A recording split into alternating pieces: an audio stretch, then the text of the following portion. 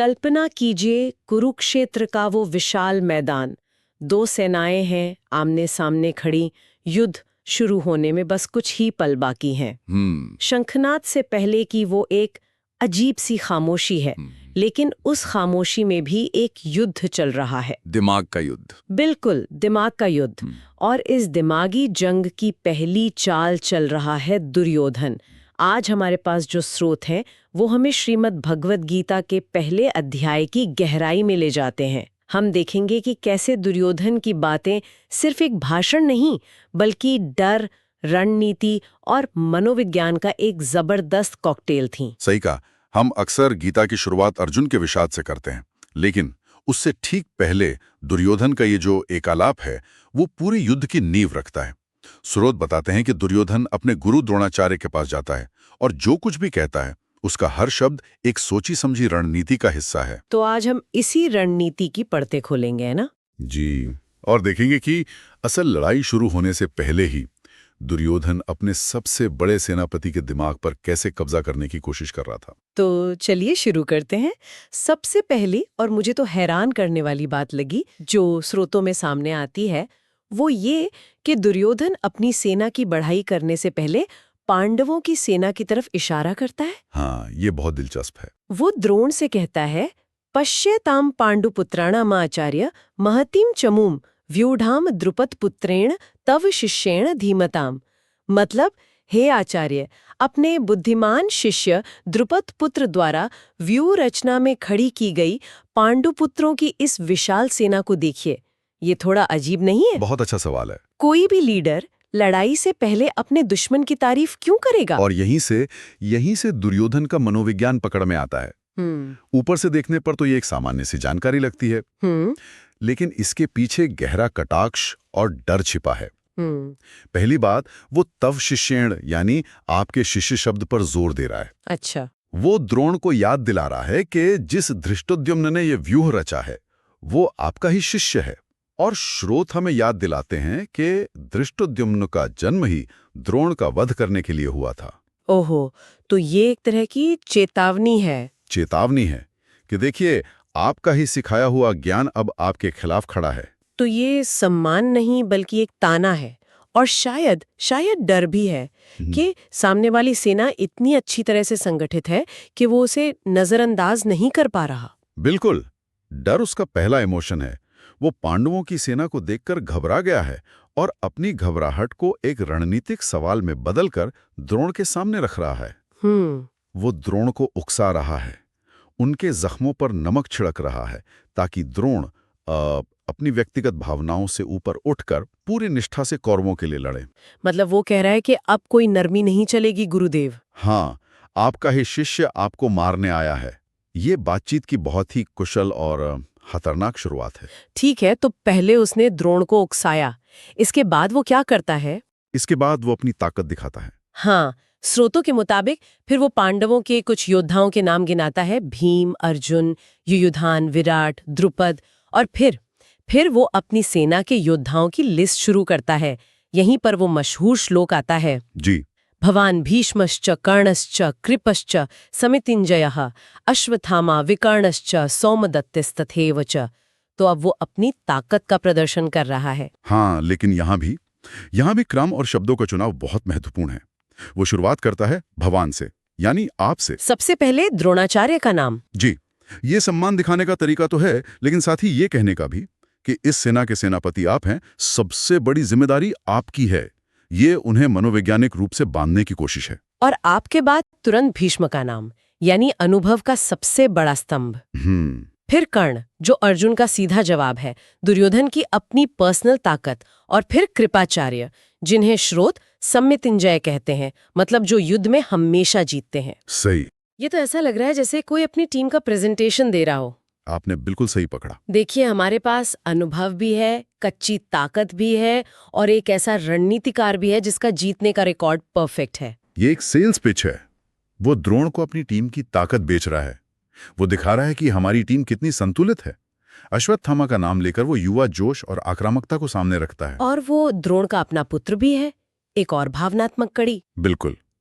फिर विकर्ण का नाम आता है, जो वफादारी का प्रतीक है, और सोमदत्ती यानी भूरिश्रवा, जो एक शक्तिशाली सहयोगी है। वो हर एंगल से कवर कर रहा है, परिवार, दोस्त, सहयोगी, गुरु। लेकिन एक मिनट, इस लिस्ट में कुछ बड़े नाम गायब हैं। जैसा कि स्रोत बताते हैं, उसने शकुनी का नाम नहीं लिया, हाँ। जिसने इस पूरे युद्ध की बिसात बिछाई। या जयद्रथ का जिक्र नहीं किया, ऐसा क्यों? यह एक शानदार अवलोकन है। वो सिर्फ उन योद्धाओं के नाम ले रहा है जो अपनी युद्ध कला के लिए जाने जाते हैं। वो शकुनी जैसे खिलाड़ी का नाम नहीं ले रहा, क्योंकि वो इस लड़ाई को एक धर्म युद्ध के तौर पर पेश करना चाहता है। अच्छा। ना कि एक धोखे या साजिश के नतीजे के तौर पर। वो द्रोण और भीष्म जैसे धर्मपरायण लोगों के सामने एक साफ सुथरी, शक्तिशाली योद्धाओं की तस्वीर रखना चाहता है। तो ये भी एक मनोवैज्ञानिक चाल है। जी, वो कह रहा है हम यहाँ लड़ने आए हैं, छल करने नहीं। ये तो कमाल की बात है। मतलब जो कहा गया वो तो महत्वपूर्ण है ही, लेकिन जो नहीं कहा गया वो भी उतना ही महत्वपूर्ण है। पर मुझे एक और सवाल आ रहा है। पूछिए। क्या ये सब सिर्फ द्रोण के लिए था, या कहीं ना कहीं दुर्योधन ये सब बोलकर खुद को भी यकीन दिला रहा था कि हाँ, मेरी टीम मजबूत है, हम जीत सकते हैं? हो सकता है ये आत्मविश्वास ना हो, बल्कि गहरी असुरक्षा की निशानी हो। ये एक बहुत ही गहरा और वैध नजरिया है। कई स्रोत इस और इशारा करते हैं कि दुर्योधन का पूरा व्यक्तित्व ही एक गहरी इनसिक्योरिटी से बना है। सही। पांडवों की श्रेष्ठता उसे हमेशा चुभती रही। तो हाँ, ये लिस्टिंग, ये गिनती द्रोण को प्रेरित करने के साथ साथ खुद के डर को शांत करने का भी एक तरीका है। जैसे कोई अंधेरे में जोर जोर से कुछ पढ़ता है। बिल्कुल वैसा ही। वो अपनी ताकतों को जोर से बोलकर खुद को और अपने सेनापति को तसल्ली दे रहा है। तो अपनी टीम का मनोबल बढ़ाने के बाद वो अपनी अंतिम बात पर आता है। स्रोत बताते हैं कि वो कहता है, अपर्याप्तम तदस्माकं बलम भीष्माभिरक्षितम पर्याप्तम त्विधमे तेषां बलम भीमाभिरक्षितम। यानी भीष्म द्वारा रक्षित हमारी सेना अपर्याप्त है और भीम द्वारा रक्षित उनकी सेना पर्याप्त है। ये तो बहुत ही अजीब बात है। अजीब है ना? वो अपनी ही सेना को अपर्याप्त क्यों कह रहा है? यहीं पर भाषा का सबसे बड़ा खेल है। अपर्याप्तम शब्द के दो अर्थ हो सकते हैं। एक है अपर्याप्त यानी नाकाफी, मतलब इनसफिशिएंट। ठीक है। और दूसरा है अपर्याप्त यानी जिसकी कोई सीमा न हो, अनलिमिटेड। दुर्योधन का ऊपरी तौर पर मतलब था कि हमारी सेना असीमित है, लेकिन कई विद्वान इसे एक फ्रॉइडियन स्लिप मानते हैं, यानी अनजाने में उसके मुंह से सच निकल गया। मतलब उसके दिल के किसी कोने में ये डर था कि हमारी सेना पांडवों के सामने नाकाफी है। बिल्कुल, उसके दिल में ये डर था। वाह, मतलब वो डींग मार रहा था, लेकिन उसकी भाषा ने उसे धोखा दे दिया। और फिर वो कहता है कि उनकी सेना पर्याप्त है, यानी सीमित। हाँ, सीमित या काफी। तो एक तरफ वो अपनी सेना को असीमित बता रहा है और दूसरी तरफ उनकी सेना को सीमित। ये सीधा सीधा मनोबल बढ़ाने वाला बयान है। लेकिन इस तुलना के ठीक बाद वो असली निर्देश देता है। वो कहता है, अयनेषु च सर्वेषु यथा भागम अवस्थिता भीष्ममेवाभिरक्षन्तु भवन्तः सर्व एव हि। इसका मतलब है आप सब अपनी अपनी जगहों पर तैनात रहकर हर तरफ से केवल भीष्म पितामह की ही रक्षा करें। जी। यहाँ वे एक सवाल है, सेनापति तो द्रोणाचार्य हैं, फिर वो सबसे भीष्म की रक्षा करने को क्यों कह रहा है?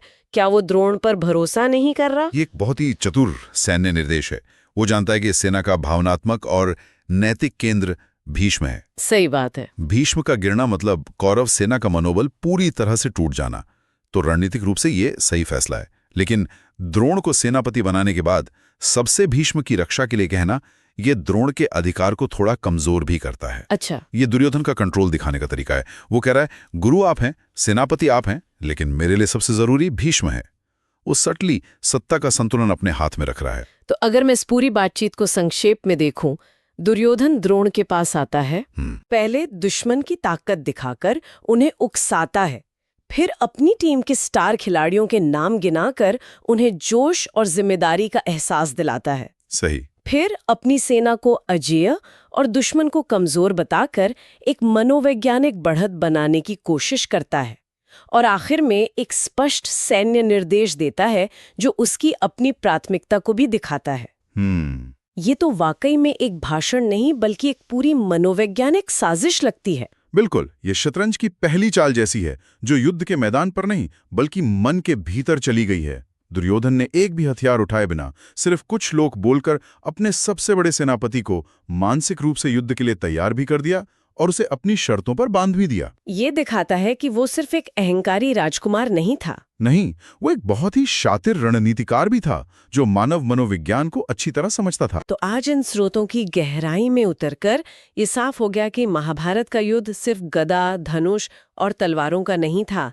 ये शब्दों का, विचारों का और मन पर नियंत्रण का भी युद्ध था। बिल्कुल। दुर्योधन का ये शुरुआती संवाद उसकी इसी क्षमता का सबसे बड़ा सबूत है।